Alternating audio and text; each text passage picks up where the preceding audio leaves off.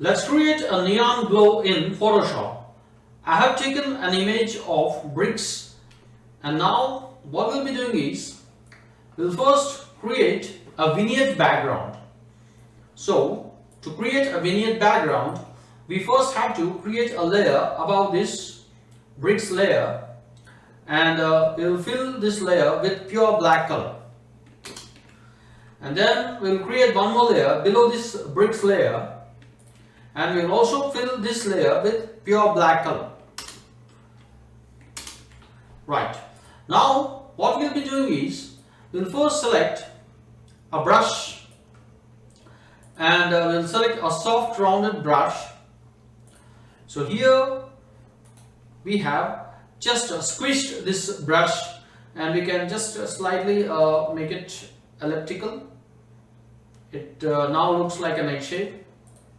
And make sure that white is in the foreground, and also the flow and opacity are 100%, and we'll just click on this black background, so we can see here.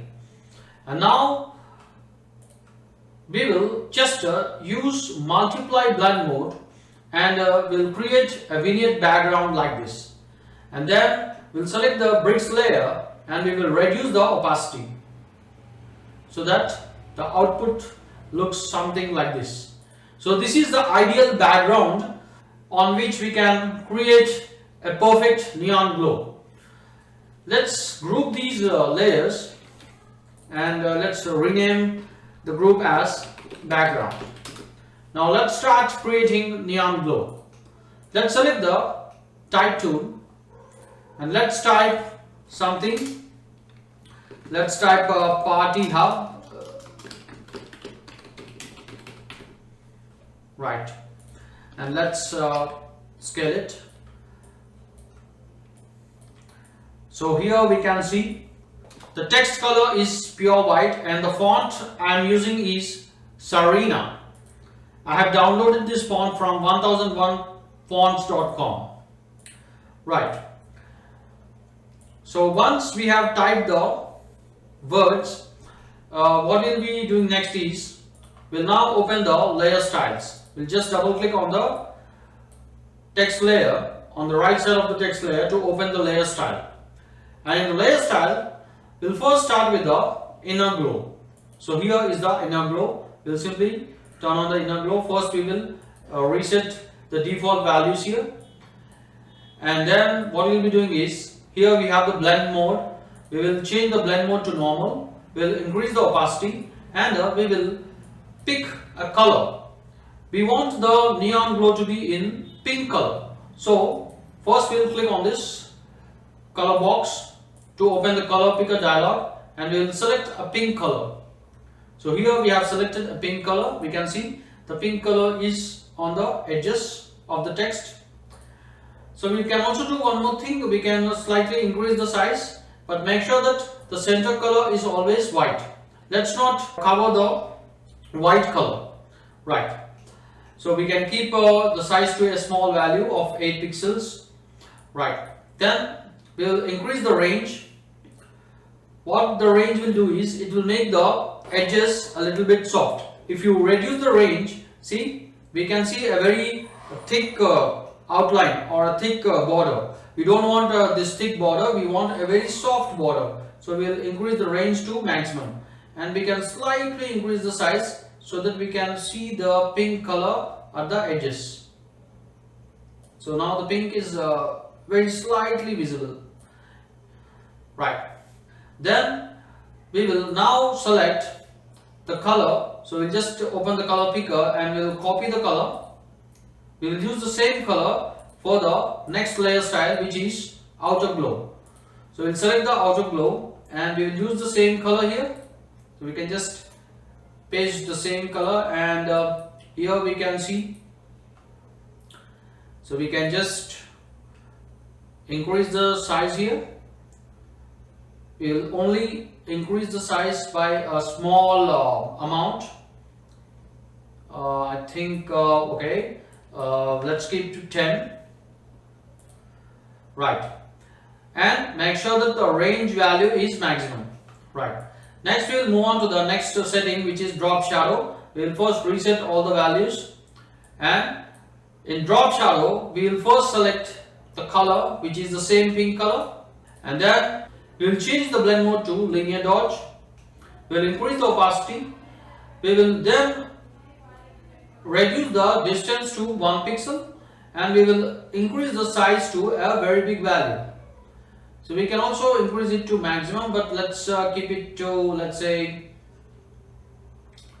130 or around 130. Right. So we can see some pink color is now appearing like it is falling on the wall. Right. So once we have come till here, we will now simply click OK, and now we will enhance the effect. We'll just take one more layer above the text layer, and we will change the blending mode to linear dodge. We will also change the color to the same pink color for the foreground color. And what we'll be doing is we'll select a brush. We'll select a soft rounded brush. So here is the soft round brush, and also the flow value has to be very small. So let's keep the flow value to, let's say, okay, 16% is okay. And with the small flow value, we will just click on the text once. So we can see now we have illuminated the background, and we can actually reduce the flow even further. We want a very small flow value, and also we will also reduce the size value here. So we can just keep the size value to, let's say, okay, 50 is okay.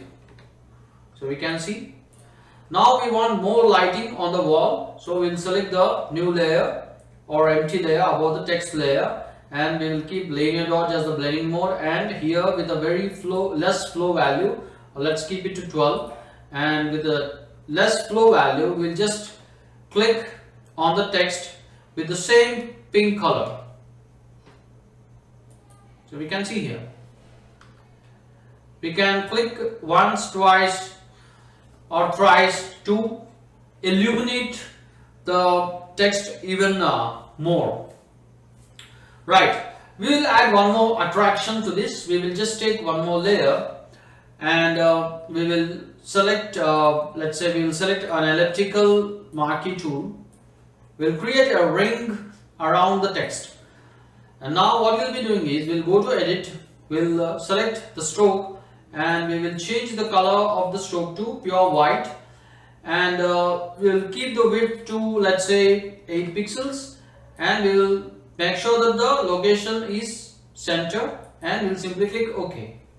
Right, so we have created a ring around the text, and we will now apply the same layer style to this ring. So what we will be doing is we will simply hold Alt in PC or Option in Mac, select the FX icon, and just drop it on the ring layer. So we can see, and now if we observe, there is a bit of pink on the white color as well. We want to show the white color properly. We don't want the pink color to cover the white color on the ring. So what we'll be doing is we'll just double click on this inner globe, and we will just reduce the size so that the white color is still visible over the ring. One last thing we can do is we can just take one more layer. We will select a linear dodge blending mode, and we will select a brush, and we will also reduce the size of the brush, and what we'll be doing is we will just keep the brush icon as elliptical, and we can just select the same pink color, and we will paint this pink color over this ring. So we can see, to enhance the lighting, and we can reduce the flow even further. We just want a small amount of extra lighting on the ring. So we can see, so this is just optional, but if we want extra lighting we can just add like this, and we can also reduce the lighting if we think it's too much, so just to enhance it. Right, so this is the neon glow in Photoshop.